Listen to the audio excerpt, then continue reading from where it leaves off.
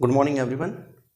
पिछली क्लासेस में हमने दो वंशों के बारे में पढ़ा था जिनका नाम था कलचुरी वंश और दूसरा था चंदेल वंश। एक किस कालखंड की बात है? पूर्व मध्यकाल अर्थात 800 से लेकर 12वीं शताब्दी के मध्य के कालखंड की घटनाओं के बारे में जब हम पढ़ रहे थे तो मैंने बताया था कि इसमें 5 राजवंश हुए जिनमें कलचुरी, चंदेल वंश, राष्ट्रकूट वंश, गुर्जर प्रतिहार वंश और परमार वंश। ठीक है, जो दो हैं वो बाद में पढ़ेंगे। जो अपना कलचुरी और चंदेल के बाद जो अगला वंश हुआ वो हुआ राष्ट्रकूट का राजवंश। थोड़ा सा पहले की यदि इतिहास की घटनाओं पर ध्यान दें कि 647 ईस्वी में, कब? 647 ईस्वी में कन्नौज के शासक थे कौन? राजा हर्षवर्धन, जिनके बारे में मैंने परवर्ती गुप्त काल के राजाओं के बारे में बताया था। तो उसमें हर्षवर्धन और राज्यश्री के बारे में बताया था, राज्यवर्धन के बारे में बताया था। या इसी को कहा जाता था पुष्यभूति वंश या वर्धन वंश। ठीक है, तो 647 ईस्वी में पुलकेशिन द्वितीय ने नर्मदा के युद्ध में, पुलकेशिन द्वितीय कहाँ के थे? दक्षिण भारत के चालुक्य वंशीय राजा थे। कौन? पुलकेशिन द्वितीय। पुलकेशिन द्वितीय थे चालुक्य वंशीय सम्राट। इन्होंने 647 ईस्वी में किसको पराजित किया? हर्षवर्धन को, जो कहाँ के शासक थे? कन्नौज के। तो जो कन्नौज पर अधिकार को लेकर इतिहास में एक संघर्ष चला जिसे कहा जाता था त्रिपक्षीय संघर्ष। और एक किन किन के मध्य चला? पाल, प्रतिहार और राष्ट्रकूटों के मध्य। अभी इसके बारे में आएगा उल्लेख। ये पहले आप इतना सिनेरियो समझिए कि जो 647 के बाद कन्नौज के अधिकार को लेकर पाल, प्रतिहार और राष्ट्रकूट। पाल कहाँ के शासक थे? बंगाल के। प्रतिहार गुर्जर जो थे वो राजस्थान या मध्य भारत वाले क्षेत्र पर था, और जो राष्ट्रकूट थे वो थे दक्षिण भारत पर। तो इन्होंने अपना विस्तार किया उत्तर की ओर। किसने? राष्ट्रकूटों ने। तो सबसे पहले आज हम यही देखेंगे कि राष्ट्रकूट जो थे वो दक्षिण भारत का एक राजवंश था, लेकिन इन्होंने विस्तार किया उत्तर की ओर। इस कारण से इन्होंने मध्य भारत पर भी आक्रमण किया और अपना विस्तार किया। तो मध्य भारत अर्थात मध्य प्रदेश के क्षेत्रों में, स्पेशली मालवा के क्षेत्र में इनका शासन रहा, बैतूल वाले क्षेत्र पर इनका शासन रहा। उसी के बारे में आज हम पढ़ेंगे। ठीक है, सबसे पहले देखते हैं कि जो राष्ट्रकूट राजवंश था इनके बारे में जो प्रमुख उल्लेख मिलता है वो मिलता है एक प्रशस्ति जिसे कहा जाता था तिवारखेड़ प्रशस्ति। तिवारखेड़ प्रशस्ति बैतूल में प्राप्त हुआ, और इसमें इस बात का उल्लेख है कि जो शुरुआती राजा थे राष्ट्रकूट वंश के वो कौन से थे? दुर्गराज, नन्नराज, गोविंदराज और सौमिकराज। इनके शासन का उल्लेख है, और इन्हें ऐसा माना जाता है कि ये जो 4 राजा थे इनका शासन क्षेत्र था बैतूल। बैतूल में इनका शासन था। ठीक है, जो तिवारखेड़ प्रशस्ति है वो एलिचपुर, या जो वर्तमान में महाराष्ट्र का अचलपुर या अमरावती वाला क्षेत्र है उसे कहा जाता था एलिचपुर या अचलपुर। ठीक है, तो वहां से 553 ईस्वी से लेकर 631 ईस्वी के मध्य में एक प्रशस्ति जारी किया गया था जिसे कहा गया था तिवारखेड़ प्रशस्ति। और इसमें एक मोहर पाई गई जो इस बात का अनुमान लगाने के लिए काफ़ी है कि इनके जो शासन काल में जो राजकीय चिन्ह था वो था गरुड़ की आकृति, या हम कहें कि जो राष्ट्रकूट राजवंश का जो राजकीय चिन्ह था वो कौन सा था? गरुड़। गरुड़ की आकृति वाली मोहरें इस पर पाई गई हैं। किस पर? तिवारखेड़ प्रशस्ति। तो ये क्वेश्चन आ चुका है कि तिवारखेड़ प्रशस्ति किस राजवंश से संबंधित है? किससे? राष्ट्रकूट राजवंश से। जो एक कालखंड की बात हो रही है राष्ट्रकूट राजवंश के, वो कब से कब है? 753 ईस्वी से लेकर 973 ईस्वी के कालखंड के मध्य की बात है। जो राष्ट्रकूट राजा थे उनका जो मूल स्थान था वो था जो दक्षिण भारत का दक्कन का पठारी क्षेत्र, या हम कहें बीदर और लातूर। इनका जो मूल स्थान था वो क्या था? बीदर और लातूर। एक्चुअल में ये राजा नहीं थे, ये किसके थे? कलचुरी वंश के राजाओं के सामंत थे, लेकिन बाद में बादामी के जो चालुक्य राजा हुए उनके प्रति ये लोग समर्पित हो गए। या शुरुआत में ये किसके सामंत रहे? कलचुरी वंश के राजाओं के, और बाद में किसके हो गए? बादामी के चालुक्यों के प्रति समर्पित हो गए। ठीक है, अब जो इनमें सबसे पहला राजा हुआ वो था दुर्गराज। दुर्गराज जो बादामी के चालुक्य वंशीय राजा पुलकेशिन द्वितीय द्वारा केवल एक राज्यपाल के रूप में नियुक्त हुए थे। राष्ट्रकूट का जो अर्थी था वो था राज्यपाल। एक्चुअल में राष्ट्रकूट कोई वंश नहीं था, वो एक उपाधि थी। बाद में उस वंश के जो राजा हुए वो अपने आप को राष्ट्रकूट वंश का मानने लगे। तो पुलकेशिन द्वितीय जो कि किस वंश के थे? चालुक्य वंश के राजा। उन्होंने अपना राज्यपाल या राष्ट्रकूट किसे नियुक्त किया था? दुर्गराज को। तो बादामी के चालुक्य वंशीय राजा पुलकेशिन द्वितीय ने चालुक्य राज्य का, अभी स्वतंत्र नहीं है, ठीक है, दुर्गराज को चालुक्य राज्य का एक प्रधान राष्ट्रकूट के रूप में नियुक्त किया, ठीक है। फिर इसके बाद दुर्गराज के बाद हुए नन्नराज, और नन्नराज ने ही जो हमने बताया कि गरुड़ के आकृति को राजकीय चिन्ह के रूप में स्वीकृति दी, वो किसने दी? नन्नराज ने। नन्नराज ने वंश के चिन्ह के रूप में गरुड़ का चयन किया, और जो तिवारखेड़ प्रशस्ति है उसका जो दूसरा भाग जारी हुआ था उसमें इन्हें कहा गया था योद्धसूर।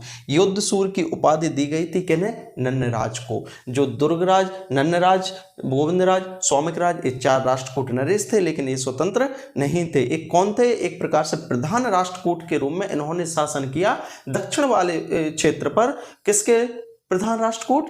चालुक्य वंश के, बादामी के चालुक्य वंश के राजाओं के राष्ट्रकूट के रूप में इन्होंने शासन किया।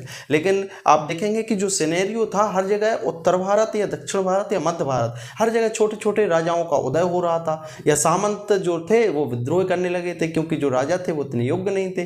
तो क्षेत्रीय राजाओं का उदय होने के कारण या क्षेत्रीय उथल पुथल के कारण जो इस वंश के अगले शासक हुए दंती दुर्ग, उन्होंने इस वंश की स्वतंत्र राजवंश के रूप में स्थापना की। इसलिए दंती दुर्ग को ही जो वास्तविक संस्थापक कहा जाता है राष्ट्रकूट का, दक्कन पठारी वाले क्षेत्र में, वो कौन कहलाए? दंती दुर्ग वास्तविक संस्थापक के रूप में इन्हें माना जाता है, ठीक है। दंती दुर्ग जो वास्तविक संस्थापक थे, इन्होंने अपनी राजधानी बनाई मानखेट। मानखेट जो कि कहाँ पर है? सोलापुर, वर्तमान में सोलापुर डिस्ट्रिक्ट महाराष्ट्र में। तो उसी क्षेत्र को प्राचीन समय में मानखेट कहा जाता। तो मानखेट नगर को अपनी राजधानी बनाया किसने? दंती दुर्ग ने। और चालुक्य वंशीय राजा थे कीर्तिवर्मन द्वितीय। मैंने बताया कि ये लोग कौन थे? चालुक्य वंशीय राजाओं के राष्ट्रकूट थे, लेकिन दंती दुर्ग ने चालुक्य वंशीय राजा थे कीर्तिवर्मन द्वितीय। याद रखिएगा, एक कीर्तिवर्मन द्वितीय चंदेल वंश के राजा नहीं हैं, उनसे अलग हैं, पृथक हैं, ठीक है। तो जो कीर्तिवर्मन द्वितीय थे, बादामी के चालुक्य वंशीय राजा कीर्तिवर्मन द्वितीय, उनको पराजित कर इन्होंने स्वतंत्र राष्ट्रकूट वंश की स्थापना की। तो जो प्रश्न आता है कि राष्ट्रकूट वंश की स्थापना की किसने? संस्थापक कौन माने जाते हैं? दंती दुर्ग, ठीक है। और इनकी राजधानी थी मानखेट, मानखेट नगर भी कहा जाता है। दूसरी बात, इन्होंने अपने शासन का विस्तार किया पूर्वी और मालवा क्षेत्र पर, अर्थात मालवा एवं पूर्वी मध्य प्रदेश को जीतकर उज्जैनी में एक यज्ञ करवाया जिसे कहा गया हिरण्यगर्भ यज्ञ। मैंने जब वेदों के बारे में पढ़ाया था तो उसमें अनेक यज्ञों के बारे में आपको बताया था, तो उनमें एक यज्ञ था हिरण्यगर्भ यज्ञ। तो हिरण्यगर्भ यज्ञ किसने करवाया था? उज्जैनी में, मालवा वाले क्षेत्र में किसने? दंती दुर्ग ने। अब इसके बाद जो राजा हुए या इन्हीं के उत्तराधिकारी हुए वो हुए राजा ध्रुव। जो राजा ध्रुव थे, मैंने बताया था कि एक त्रिपक्षीय संघर्ष चला पाल, प्रतिहार और राष्ट्रकूटों के मध्य। तो पाल, प्रतिहार, राष्ट्रकूटों के मध्य कन्नौज पर अधिकार को लेकर जो त्रिपक्षीय संघर्ष चला, उसमें सबसे पहला जो युद्ध लड़ा वो लड़ा राजा ध्रुव ने। राष्ट्रकूट वंश के राजा थे राजा ध्रुव, और जो पाल वंश के राजा थे वो थे धर्मपाल, और जो प्रतिहार वंश के राजा थे वो थे वत्सराज। राजा धर्मपाल किस वंश के? पाल वंश के, ठीक है, जो बंगाल वाले क्षेत्र पर शासन किया करते थे। जो प्रतिहार नरेश थे मालवा वाले क्षेत्र पर, वो कौन थे? राजा वत्सराज। अभी प्रतिहारों के बारे में वैसे हम पढ़ेंगे। तो प्रतिहार राजा वत्सराज, राष्ट्रकूट राजा राजा ध्रुव और पाल वंश के राजा धर्मपाल के मध्य जो त्रिपक्षीय संघर्ष चला, कहाँ पर? गंगा यमुना दोआब क्षेत्र में।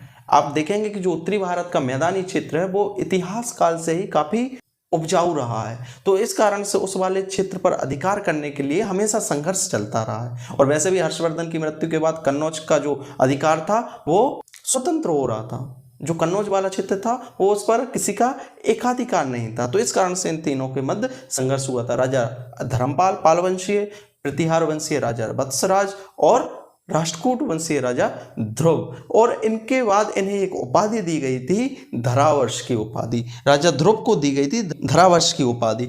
और जो पाल नरेश को हराया था वो गंगा यमुना दोआब क्षेत्र में पराजित किया था। जो त्रिपक्षीय संघर्ष चला था उसमें विजय हुई थी किसकी? राष्ट्रकूट वंशीय जो राजा थे राजा ध्रुव की। इस कारण से इन्हें उपाधि दी गई होगी धरावर्ष की उपाधि, ठीक है। अब जो इनके पुत्र होते हैं वो होते हैं गोविंद तृतीय। जो धरावर्ष हुए उनके पुत्र हुए गोविंद तृतीय। गोविंद तृतीय ने अपने पिता के समान ही त्रिपक्षीय संघर्ष लड़ा, किससे? पाल वंश के राजा धर्मपाल से और जो प्रतिहार वंश के राजा थे नागभट्ट द्वितीय से। और 812 ईस्वी में मालवा के जो नरेश थे, मालवा किसका क्षेत्र था? प्रतिहार राजवंश का क्षेत्र था। तो प्रतिहार शासक थे नागभट्ट द्वितीय, उनको वहां पर पराजित किया और जो इनका एक सामंत था जिसका नाम था उपेंद्र, उसको नियुक्त किया कहाँ का शासक? मालवा का। किससे जीतकर? नागभट्ट द्वितीय से जीतकर। ठीक है। इसके बाद जो इनके पुत्र हुए वो कहलाए अमोघवर्ष प्रथम। ये ऐसा माना जाता है कि जैसे परमार वंश में राजा भोज हुए थे, उसी तरह से प्रतापी एवं बहुत ही विद्वान राजा थे, वो थे अमोघवर्ष प्रथम। अमोघवर्ष प्रथम जैन धर्म के अनुयायी थे। दूसरी चीज, इनके जो गुरु थे उनका नाम था जिनसेन। उन्होंने एक पुस्तक भी लिखी जिसे कहा गया था आदि पुराण। ठीक है। तो अभी हम देखेंगे कि इनके जो दरबारी कवि थे जिनसेन के अलावा वो कौन थे? सक्तायना और महावीराचार्य। सक्तायना ने एक रचना की जिसको कहा गया अमोघ वृत्ति, जो अमोघ वर्ष राजा थे उन्हीं के बारे में है अमोघ वृत्ति। वो किसने ली? सक्तायना। ठीक है। और जो महावीराचार्य थे वो थे इनके दरबार में एक गणितज्ञ, और इन्होंने जो लिखी थी वो लिखी थी गणित सार संग्रह। ठीक है। जो राजा अमोघवर्ष प्रथम थे उन्होंने अंत में जो एक नदी है तुंगभद्रा नदी, वहाँ पर जल समाधि ले ली थी। ऐसा मानते हैं कि उन्होंने अंतिम जो अपना दौर होता है जीवन का, अंतिम काल में तुंगभद्रा नदी में इन्होंने जल समाधि ले ली थी अमोघवर्ष प्रथम ने। और एक चुल में विद्वान भी थे, तो इन्होंने अनेक रचनाएं की, जिसमें से प्रमुख जो इनकी रचना है वो है कविराज मार्ग, जो कि कन्नड़ भाषा में लिखी गई है, क्योंकि जो राष्ट्रकूट राजवंश था वो दक्षिण भारत का ही राजवंश है। दूसरी चीज, इनकी जो दूसरी रचना है वो है प्रश्नों उत्तर मालिका। जो कविराज मार्ग है, यह प्रश्न आ चुका है कि यह किसकी रचना है? तो अमोघवर्ष प्रथम की।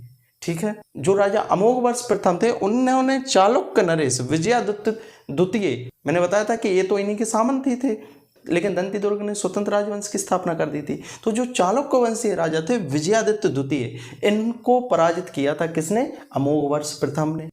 अब जो अमोघवर्ष प्रथम थे इनके पुत्र हुए कृष्ण द्वितीय। एक्चुअल में जो कृष्ण प्रथम थे, जिनके बारे में मैं बताना भूल गया हूँ, कृष्ण प्रथम इसी राजवंश के राजा थे। किस वंश के? राष्ट्रकूट राजवंश के राजा थे, जिन्होंने एक कैलाश मंदिर का निर्माण करवाया। कहाँ पर? एलोरा। एलोरा में कैलाश मंदिर का निर्माण करवाया था कृष्ण प्रथम ने, जो किस वंश के शासक थे? राष्ट्रकूट वंश के शासक थे। और ऐसा माना जाता है कि जो कृष्ण प्रथम थे उनकी जो रानी थी उन्होंने कोई उपवास रखा हुआ था भगवान शिव के लिए। तो उन्होंने कहा था कि मैं तभी उपवास को तोड़ूंगी जब तक मैं भगवान शिव की आराधना ना कर लूँ। तो इस कारण से इस जो मंदिर का निर्माण करवाया गया वो ऊपर से निर्माण करवाया गया। जैसे सभी मंदिरों का निर्माण किया जाता है, पहले बेस बनाया जाता है, फिर उसके बाद और फिर गर्भगृह और मंडप, इस तरह से, और ऊपर कलश बनाया जाता है, इस तरह से बनाया जाता है ना।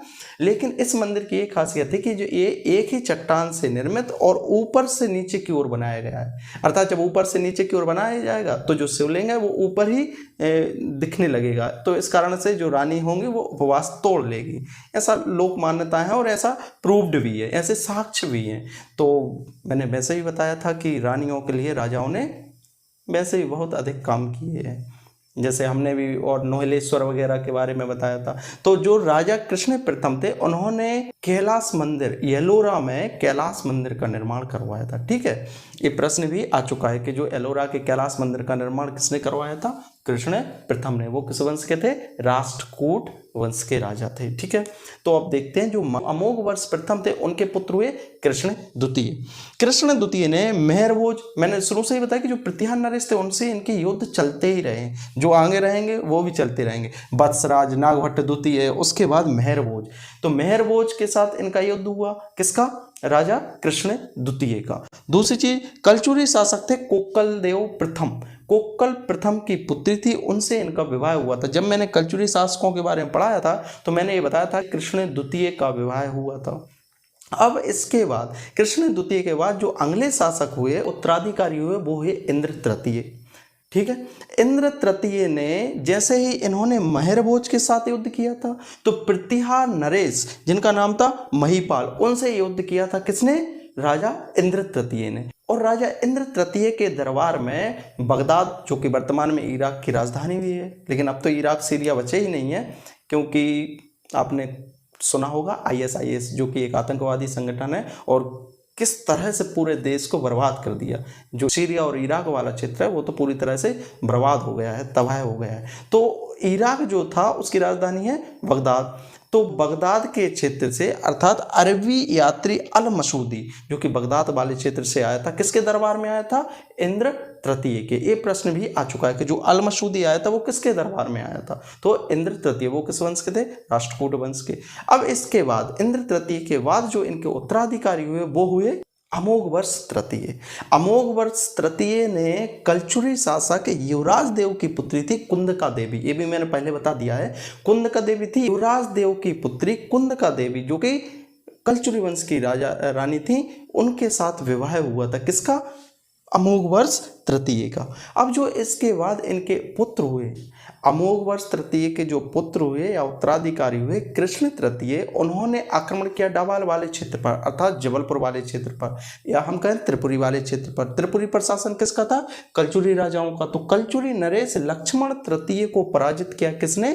कृष्ण तृतीय ने। याद रखिएगा, तृतीय तृतीय तृतीय। अमोघवर्ष तृतीय के पुत्र हुए कृष्ण तृतीय। कृष्ण तृतीय ने हराया लक्ष्मण राज तृतीय को। कब की बात है? 939 से लेकर 968 ईस्वी की। और उसके बाद इन्हें उपाधि दी गई थी अकाल वर्ष की। ठीक है। उसके बाद इनके जो उत्तराधिकारी हुए वो हुए अमोघवर्ष चतुर्थ, अर्थात थर्ड, सेकेंड, फर्स्ट, इस टाइप से नंबरिंग चल रही है। ठीक है, ध्यान रखिएगा। अमोघवर्ष चतुर्थ। अमोघवर्ष चतुर्थ के समय परमार वंश के राजा थे सियक। इन्होंने मानखेड़, जो कि इनकी एक राजधानी थी, मानखेड़ क्या थी? राजधानी थी, वहां पर आक्रमण किया था। किसने? परमार वंश के राजा थे सियक ने। अर्थात हम ये कहें कि जो ये वंश था धीमे धीमे अब पतन की ओर था।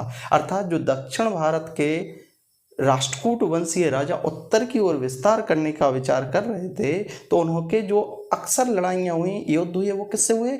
प्रतिहार परमार वंश के राजाओं से, क्योंकि वो मध्य भारत वाले क्षेत्र पर उनका शासन था। तो जो सियक थे किस वंश के? परमार वंश के। परमार वंश के सियक ने मानखेड़, अर्थात अपनी इनकी राजधानी थी राष्ट्रकूट वंश के, उसी पर आक्रमण कर दिया था। कब? 971 ईस्वी में। अर्थात किसके कालखंड में? किसके शासन काल में? अमोघवर्ष चतुर्थ के शासन काल में। और इन्हें अन्य नाम दिया गया था खौतिक। अर्थात अमोघवर्ष चतुर्थ का एक और नाम था जिन्हें कहा जाता था खौतिक। अब इसके बाद जो अंतिम शासक हुए राष्ट्रकूट वंश के वो हुए कर्क द्वितीय। कर्क द्वितीय जो राजा थे वो अंतिम शासक थे। इनको पराजित किया था चालुक्य वंश के राजा थे तैलव द्वितीय ने। अर्थात हम ये कहें कि जहाँ ये राष्ट्रकूट थे किसके? चालुक्य वंश के राजाओं के। तो इन्होंने दंतिदुर्ग ने चालुक्य वंश के राजाओं को पराजित कर दिया था, कीर्तिवर्मन द्वितीय को, और फिर किस वंश की स्थापना की थी? राष्ट्रकूट वंश की। और अंत में भी यही हुआ कि जो चालुक्य वंश के राजा थे तैलव द्वितीय, उन्होंने कर्क द्वितीय को परास्त कर दिया, हरा दिया, और इस वंश का अंत कर दिया। अर्थात कर्क जो द्वितीय थे वो अंतिम शासक थे। ठीक है, ये तो हो गया हमारा राष्ट्रकूट वंश के बारे में। जो अगली क्लास होगी वो होगी गुर्जर प्रतिहार वंश के राजाओं के बारे में। मेहर भोज और वत्सराज नागभट्ट द्वितीय, इन सब के बारे में अगली क्लास में पढ़ा जाएगा। और उम्मीद करता हूँ आपको समझ में आया होगा। समझना ही पड़ेगा, क्योंकि इसके अलावा कोई सॉल्यूशन नहीं है, हल नहीं है। पढ़ें, बेहतर पढ़ें, तरीके से पढ़ें, समझ आएगा, याद भी रहेगा, बेहतर होगा आपके लिए भी। और हमारी जो मेहनत है वो आपके संदर्भ में रंग लाएगी, मेरा ऐसा मानना है। ठीक है, चलिए, बहुत रात्रि हो गई है। बहुत बहुत धन्यवाद। शुभ रात्रि।